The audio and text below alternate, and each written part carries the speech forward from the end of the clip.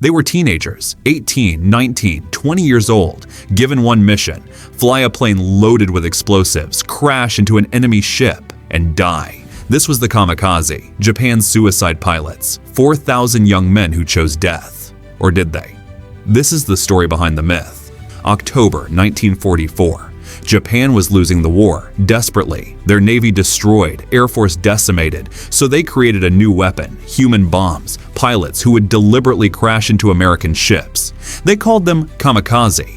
Divine Wind, named after the typhoons that saved Japan from Mongol invasion centuries ago. Over 3,000 kamikaze attacks launched, sank 34 ships, damaged 300 plus more, killed 4,900 American sailors. But here's the dark truth. Most kamikaze pilots didn't want to die. They were forced, pressured, brainwashed, told it was honor. This is the story behind the suicide missions. By 1944, Japan knew they were losing.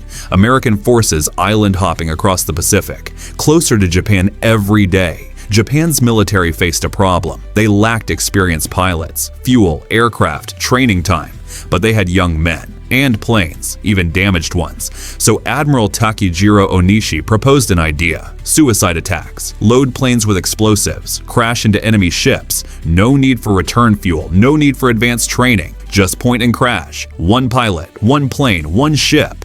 The math was simple: trade one life for hundreds of enemy soldiers. From a military perspective, efficient, economical, desperate. They called for volunteers, and thousands raised their hands. Why? Were they fanatics, brainwashed? Some were, true believers, convinced dying for the emperor was the highest honor. But many, they were pressured, social coercion. If you didn't volunteer, you were a coward, a traitor, peer pressure in front of their units. Who will volunteer? Everyone raises their hand. You can't be the only one who doesn't. Kamikaze training was brief. A few weeks, basic flight skills, how to take off, how to aim at a ship. No need to teach landing. They wouldn't be coming back. Before missions, pilots were given ceremonies, sake, final meals, wrote letters to families. The propaganda showed them smiling, eager, ready to die for Japan. But private letters tell a different story. One pilot wrote, "I don't want to die. I have so much left to do, but I can't refuse. My family would be shamed." Another, "I'm scared. I don't believe in this. But what choice do I have?" Some pilots were drugged, given amphetamines, to calm nerves, to make them compliant. Others were strapped into their cockpits, literally, so they couldn't change their minds, couldn't turn back.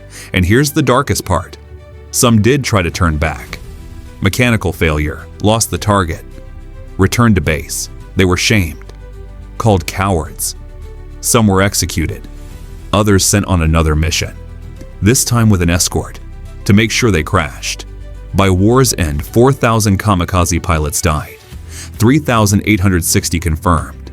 They sank 34 Allied ships, damaged 368, killed 4,900 sailors, wounded thousands more.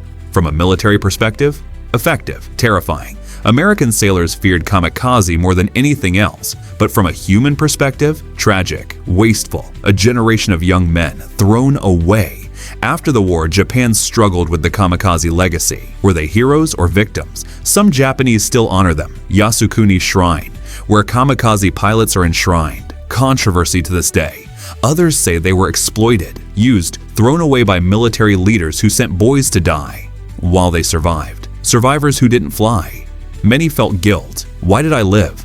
Why did they die? One kamikaze pilot survived. His engine failed. The war ended before he could fly again. He said, "We were told it was honorable, but it was murder. They murdered us." The kamikaze, 4,000 young men told to die for their country. Some believed it was honor. Most had no choice. They were sons, brothers, teenagers who wanted to live, to fall in love, to see their families again. But they flew into death because refusing meant shame, execution, dishonor to their families. The real question isn't why did they do it, it's how were they convinced to do it? Propaganda, pressure, nationalism, the belief that individual life means nothing, that the nation is everything. Japan's military leaders sent boys to die while they sat safely, planned, survived. And after the war, many of those leaders lived comfortably, never faced justice. How many young men have died for old men's wars? Remember them, question the narrative, and subscribe for more difficult truths from World War II. because history's victims deserve honest remembrance.